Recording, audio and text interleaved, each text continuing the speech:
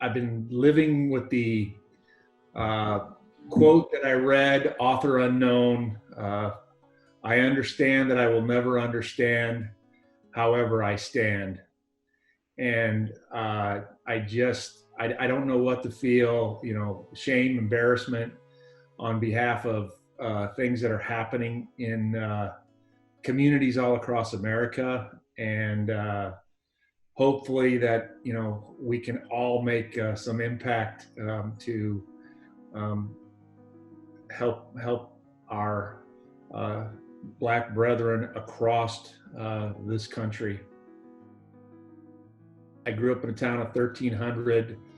There were no people of color. My period of enlightenment was when I arrived in college. All right, I went to a football team that was probably 50% people of color, and my closest friends were from the inner city of Chicago, East St. Louis, Detroit, Washington, D.C., which were our hotbeds of recruiting.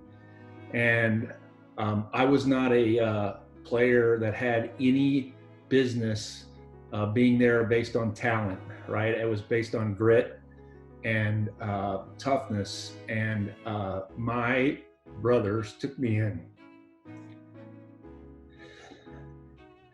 And I appreciate that to this day. There was no sense of color at that point, right? You're out there to play. That's the beauty of sports. Everyone was accepting of each other. We all had a common goal. We learned about each other. I today and the last couple of days have been reflecting on with a friend, Scott Roberts Alexander, who I met on the first day, our strong safety from Proviso East High School, talks about Doc Rivers incessantly. He is the most generous person that one will ever meet. He calls my mother to this day, 40 years later.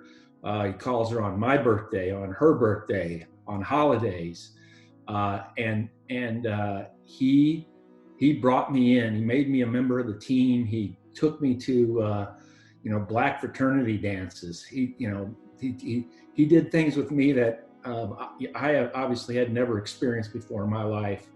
And I mentioned the other day with great sadness, one of the things he told me early on in his insurance sales career was that when he would get a call and he would go out and knock on a door in Chicago, and the door was opened and it was a white family behind the door, he immediately discounted his ability to make the sale because he was an African-American male. And there's just extreme sadness to me about that to this day, knowing that he is one of the most wonderful people I've ever met. I could be put across the table and break bread with any person in the world, and that we could find common ground in a matter of minutes. And I truly believe that.